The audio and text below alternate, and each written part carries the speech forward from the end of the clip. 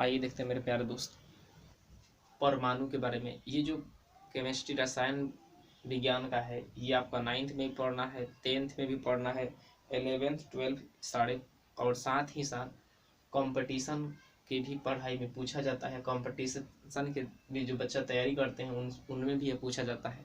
परमाणु हालांकि परिभाषा नहीं पूछे जाते हैं, आपको यह पूछे जा सकते हैं परमाणु कितने कण के मिलकर बना है, परमाणु के नाभिक में कितने कण होते हैं, अगर अदर सवाल पूछे जाते हैं। ध्यान से देखिएगा, ये जो परमाणु दिया है, परमाणु किससे कहते हैं, पहले परिभाषा समझते हैं। परमाणु बोला जाता है जो रासायनिक तत्व का, किसी तत्व का वह छोटा से छोटा कण जो रासायनिक अभिक्रिया में भाग लेता है, रासायनिक अभिक्रिया में भाग लेता है लेकिन स्वतंत्र अवस्था में नहीं होता। क्रॉस का मतलब नहीं होता, समझिएगा, ये रासायनिक अभिक्रिया में भाग लेता है, उसे कहते हैं परमाणु। ठीक है दोस्तों। ठीक इसी तरीके से अणु रासायनिक अभिक्रिया में भाग नहीं लेता है, रासायनिक अभिक्रिया में भाग नहीं लेता है, ठीक, और स्वतंत्रता पूर्वक पाया जाता है। फिर समझिए, अणु किसे कहते हैं जो रासायनिक अभिक्रिया में भाग न ले, वह छोटा से छोटा कण जो रासायनिक अभिक्रिया में भाग नहीं ले, इस क्रॉस का मतलब नहीं ले, और स्वतंत्र अवस्था में पाया जाता है, उसे कहते हैं अणु। ठीक है दोस्त। देखिए अणु और परमाणु, यहाँ एक शब्द देते हैं H2O। अगर आपसे पूछा जाए ये जो तत्व है, ये जो यौगिक है, तत्व नहीं यौगिक है, इसमें कितने अणु हैं और कितने परमाणु हैं, तो आप आराम से बता सकते हैं। अणु इसके सामने वाले को बोला जाता है, कितना जल का कितना अणु है, तो यहाँ कुछ भी नहीं, तो एक मेरे दोस्त छुपा हुआ है, यानी एक अणु है। परमाणु पूछा जाएगा, इस सारे को जोड़ लेंगे, यानी कि 2 हाइड्रोजन है और ऑक्सीजन 1 है, 2 और 1 3। इसी तरीके से मेरे दोस्त 3H2O रहता है, 3 जल, यानी 3 जल इसके अगर पूछा जाए इसमें कितने अणु है, तो जल में यहाँ 3 लिखा हुआ है, 3 जल के कण है, तो इसका मतलब है 3 अणु है। यहाँ कितना है 3। अगर 13 रहता तो 13, 30 रहता तो 30, 40 रहता तो 40 लिख देते, ठीक ना।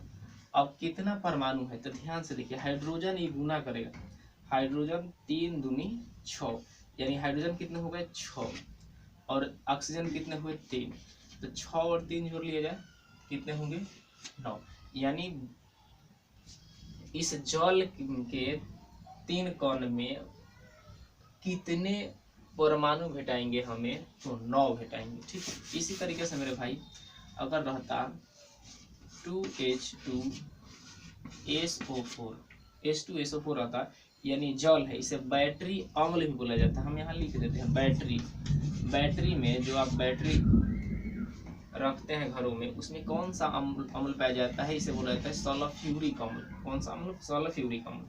तो यहाँ पर देखा जाए कितने अणु है, तो यहाँ देखिए 2, तो 2 अणु है, लेकिन परमाणु पूछा जाएगा तो इसको सारे को जोड़ लेंगे, 2 दूनी 4, और सल्फर कितने हैं मेरे दोस्त, सल्फर कितना है 2 से करेगा तो 2, ऑक्सीजन कितने हैं 4 में 2 से गुना करिएगा तो 4 दूनी 8, जोड़ लिया जाए 8 2 10, 10 और 4 14। इसका मतलब है इस सल्फ्यूरिक अम्ल में, ठीक ना, 2 सल्फ्यूरिक अम्ल का यौगिक है, तो इसमें कितने परमाणु है, तो 14। ठीक है, इसी तरीके से अदर भी लिख सकते हैं, जैसे मान लीजिए C6H6, इसे बोला जाता है बेंजीन मेरे दोस्त, बेंजीन। इसमें कितने अणु कितने परमाणु, तो कितने अणु है, तो एक, कितने परमाणु 6 और 6 12 परमाणु। इस तरीके से आप हर डिजिट को आराम से सहूलियत से बना सकते हो। आगे और भी देखते हैं अणु और परमाणु के बारे में। इस क्वेश्चन में देखते हैं कितने अणु और कितने परमाणु हैं। अणु आराम से और सहूलियत से निकाल सकते हैं, इसमें कितने अणु, तो सिर्फ आगे का डिजिट देखेंगे तो 3 अणु, लेकिन परमाणु देखिए, कार्बन कितना हो जा रहे हैं 3, और ऑक्सीजन कितने हो जा रहे हैं 3 में 2 से, कार्बन कितना हो जा रहा है 3, और ऑक्सीजन कितना 2 और 3 से गुना कर ले, 2 गुने 3 यानी कि 6, कितना हो गए टोटल परमाणु कितने 9। आपसे 1 नंबरिया में बहुत बार पूछा जाता है, या फिर रेलवे दीजिए या फिर बैंकिंग वगैरह किसी भी परीक्षा में देते हैं तो इसमें बहुत ज़्यादा अणु और परमाणु के बारे में पूछता है, कितना अणु कितना परमाणु। यहाँ देखा जाए इसमें कितने अणु हैं, तो यहाँ से हम निकाल सकते हैं कितना अणु मेरे दोस्त, एक। परमाणु कितना है, 6 6 12 12 12 24। हाँ, इसके बारे में इसका नाम क्या है, ग्लूकोज।